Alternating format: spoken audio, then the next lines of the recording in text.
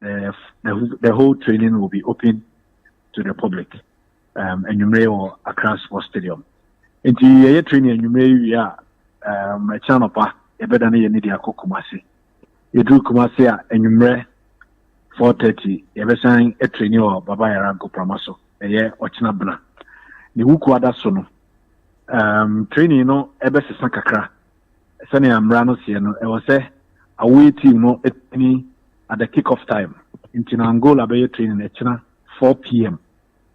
Ghana Bay training, and you may 5:30. A year Wukwada. And to Wukwada Semna making, Angola will train at the kick-off time, which is 4 p.m. And then Ghana will train at 5:30 p.m. That is 1 hour, 30 minutes after I've finished training. Hopefully, the mandatory pre-match activities, there will be a pre-match press conference for the two coaches. I'm looking ahead to 3:30 for Angola for coach, and then 1 player, and then 5 p.m. for Otoado, and then 1 player for the Black Stars. Nafi Yawada, I can see,